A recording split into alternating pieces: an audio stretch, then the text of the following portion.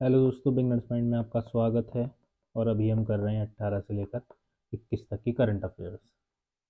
Sunita Williams वापस आ गई हैं, तो उसी के ऊपर ये है topic.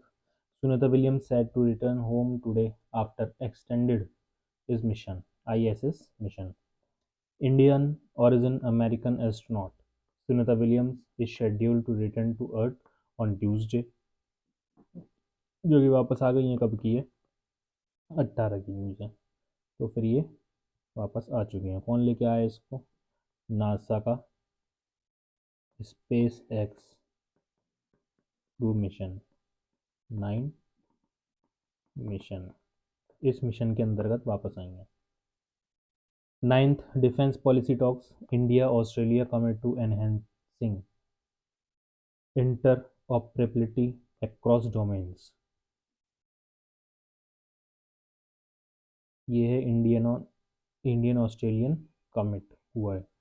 The ninth India Australia defence policy talks were held in New Delhi on Monday, where both nations reaffirmed their commitment to strengthening defense cooperation as per an official statement from the Ministry of Defense.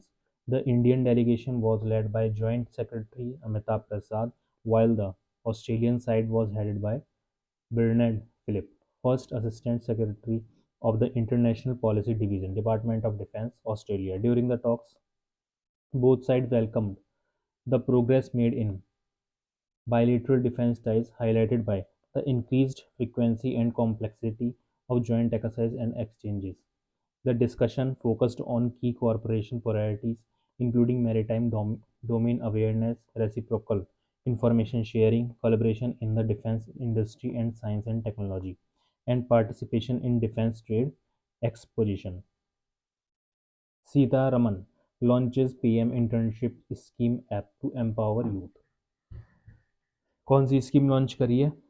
PM internship scheme की app करी है। Union minister Nirmala Sitharaman on Monday launched a dedicated mobile app application for the Prime Minister internship scheme and urged more companies to join the programs. The mobile app, designed to facilitate easy access to internship opportunities, feature an intuitive interface with a clean design, making it user-friendly and easy to navigate. Through the app, eligible candidates can register effortlessly using Aadhaar-based authentication. Once registered, users can browse internship opportunities based on location and various criteria, which are made available through a personalized dashboard. Real-time alerts notify candidates of any new updates, while a dedicated support team is available to assist them through the application process. India's CPI inflation to average 4% in fiscal year 2026, 75 BPS rate easing likely. Morgan Stanley. A report by Morgan Stanley on Tuesday projected that India's consumer price index CPI inflation is expected to average 4% in fiscal year 26, paving the way for a cumulative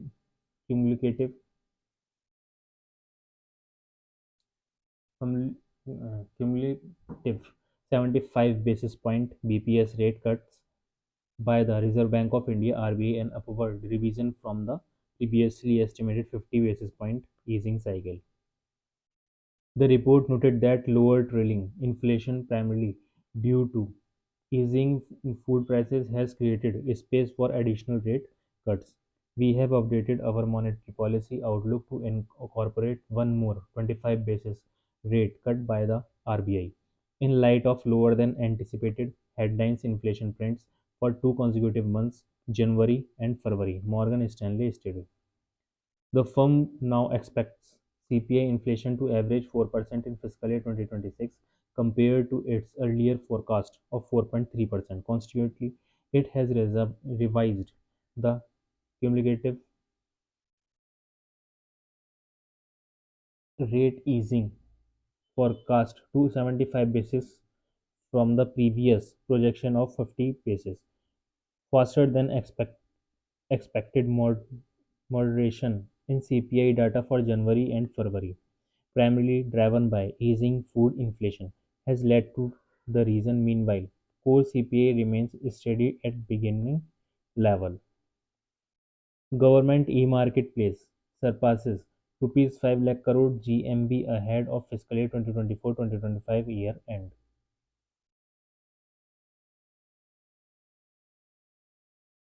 The government e-marketplace GEM has reached a significant milestone by crossing 5 lakh crore in gross merchandise value GMV just weeks before the financial year 2024-2025 concludes. This achievement underscores GEM's rapid growth as a key platform for public procurement, benefiting over 1.6 lakh government entities across India. According to a statement from the Ministry of Commerce and Industry on Monday, the platform's growth has been particularly impressive, with the leap from 4 lakh crore to 5 lakh crore happening in under 50 days since January 2020.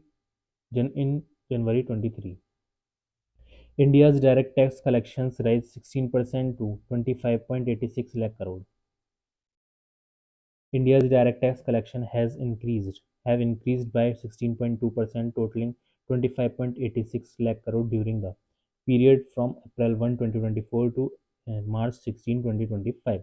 As per the most recent figures from the Income Tax Department compared to the same period in the previous financial year, direct taxes include corporate tax, personal income tax, and securities transaction STT. Corporate tax collections surged to 12.40 lakh crore in the current financial year, up from 10.1 lakh crore in the same period last year. Personal income tax receipts also saw a notable increase, rising to 12.90 lakh crore from 10.91 lakh crore in the previous year.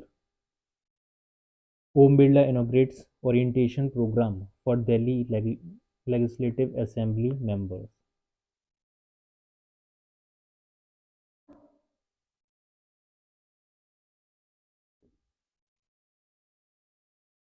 ये कौन है?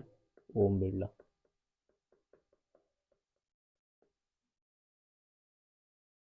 Lok Sabha Speaker Om Birla inaugurated a two-day orientation program for the members of the Delhi Legislative Assembly on Tuesday. The event aimed at equipping the legislators with the knowledge and skills required for effective governance and legislative pro- procedure. procedure. The inaugural session was attended by Vijendra Gupta, Speaker of the Delhi Legislative Assembly, Rekha Gupta, Chief Minister of Delhi, along with Delhi government ministers and members of the Delhi Legislative Assembly. In his inaugural address, Lok Sabha Speaker praised the Delhi Legislative Assembly for its transition into a democratic system in the new India. He urged the members to strive towards making the Delhi Assembly a model legislature that sets standards for others to follow. Japan I win over Bahrain to become first team to qualify for 2026 World Cup. Japan will become the first nation to qualify for the 2026 World Cup on Thursday if they defeat Bahrain at Saitama Stadium as Hajime Moriyasu's sides looks to continue their imperious form in Asia's preliminaries. 3 points would guarantee Japan a top to finish in Group C and see them join co-hosts the United States, Canada, and Mexico at the next year finals. The Japanese have dropped only 2 points from their six qualifiers, a 1-1 draw with Australia in October, and are 10 points ahead of third placed Indonesia with 4 games left. Australia occupies the second automatic qualification berth in the group, 9 points behind the Samurai Blue, but the scorers are just a point clear of Indonesia, Saudi Arabia, Bahrain, or China. Nothing is decided yet, and I believe we should prioritize how we can play to our abilities to win the game right in front of us and make sure of securing World Cup qualification. Moriyasu said when naming his squad last week. India Innovation Summit TB cases hit record 26.07 lakh in 2024, incidence down 17.7% since 2015.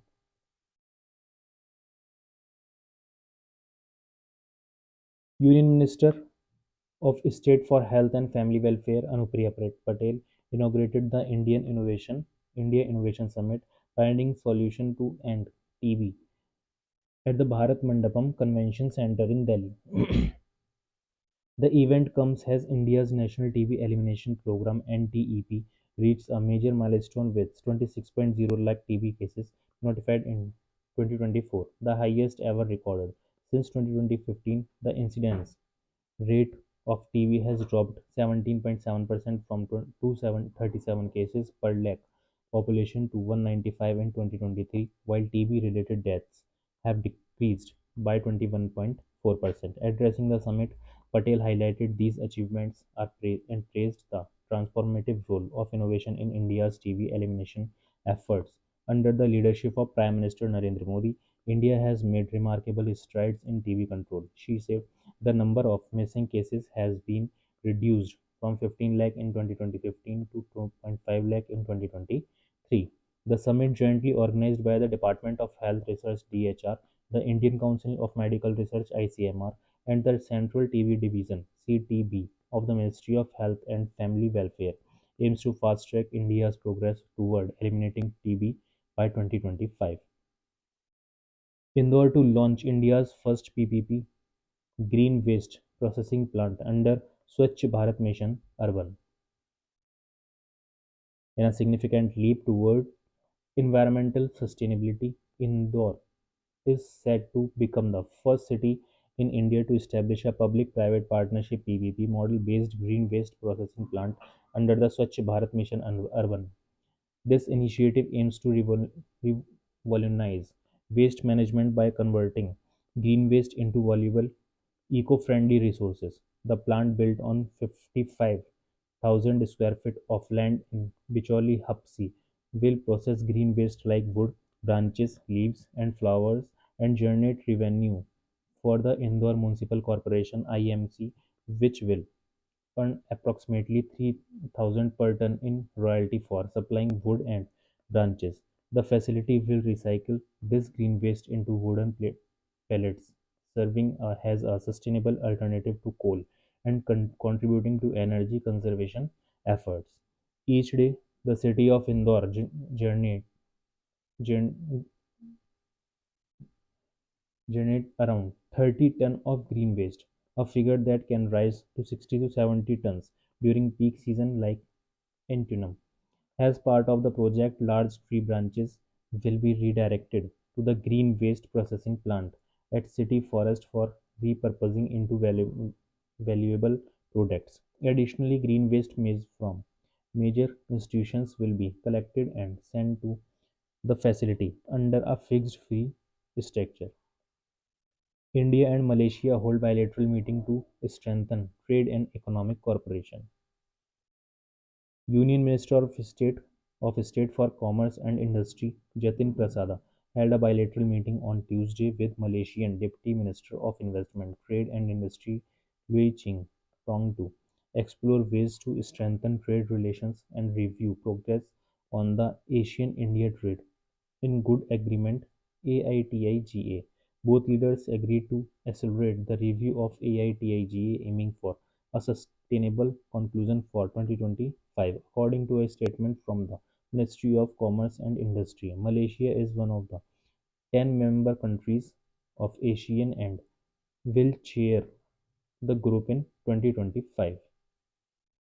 Sansad Bhashni initiative to revolutionize parliamentary documentation and accessibility through AI and real-time translations.